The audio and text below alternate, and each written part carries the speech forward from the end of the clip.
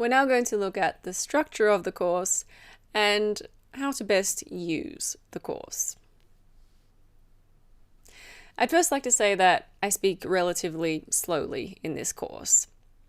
That's because I know that lots of students prefer it when I speak quite slowly and clearly. However, if the speed is too slow for you, remember that you can speed up the videos by clicking here. You can also slow them down if you'd like. If the videos are taking some time to load, it normally means that there's a problem with the internet connection. You can usually speed up the loading time by reducing the quality. So you can choose to watch the videos in 480 or 360p, for example. This course is divided into topics. For example, animals, agriculture, astronomy, biology, etc. There are 2, 3, or 4 lectures per topic. Each lecture covers between 6 and 8 words. I don't recommend watching the entire course in one day to allow time for your brain to process all of the information. I recommend watching 1 or 2 lectures a day. For each word, we will first look at the definition. Some of these words just have one meaning, and some have more than one meaning. We'll then look at the word family.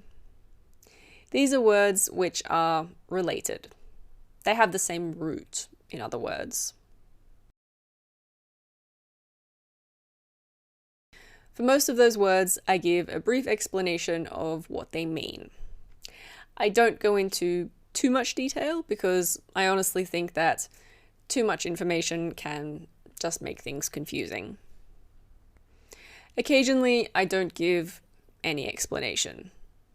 If, for example, the word is a noun and there's an adjective in the word family, usually it just means related to that noun.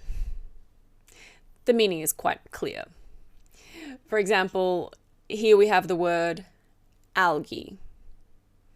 The adjective is algal, and that just means related to algae. I also don't always give explanations for adverbs because adverbs often just mean in that way or in that manner. For example, here we have the adjective fearless. The adverb fearlessly simply means in a fearless way or manner. I also give you usage tips for some words if I think there are things that are good to know.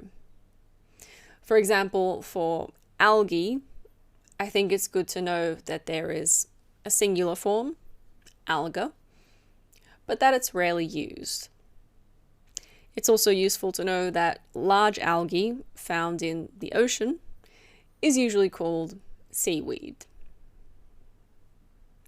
Here's another example of a usage tip. It's for the word boom. It is often followed by in. This year has seen a boom in smartphone sales. If a word has some well-known collocations, I've also included those. A collocation is a group of 2 or more words that are frequently used together.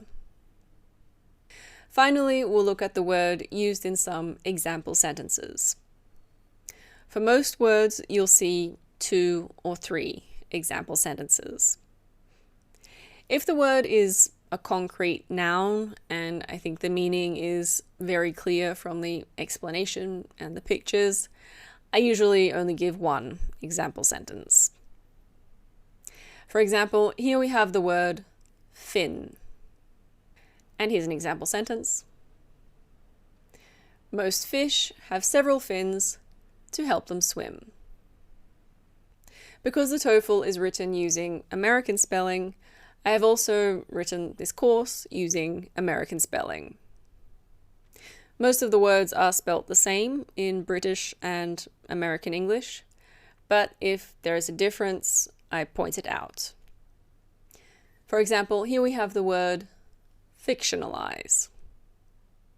In British spelling, it is spelt with an S. After each topic, there is a multiple choice quiz. You can do the quiz immediately if you want, or you can wait a couple of days to see how much you've remembered during that time. There is also an audio file that you can download for each topic. If you want to remember all of the words, I think it's very important that you download and regularly listen to the audio files because most people need repetition to remember words in the long term.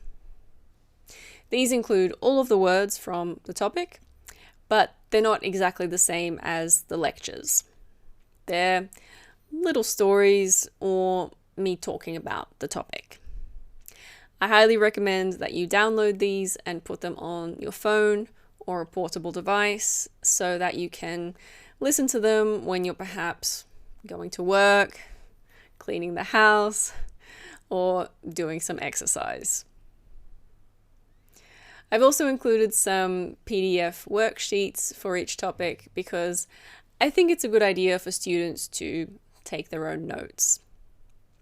In the first column is the word.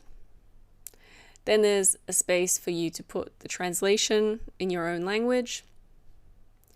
And then a space for some notes and/or example sentences. You don't have to use these. You might prefer just to use a notebook. But I think most people learn better if they write some things down. That's it, everybody.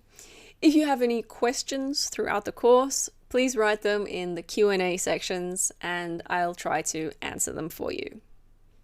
See you soon.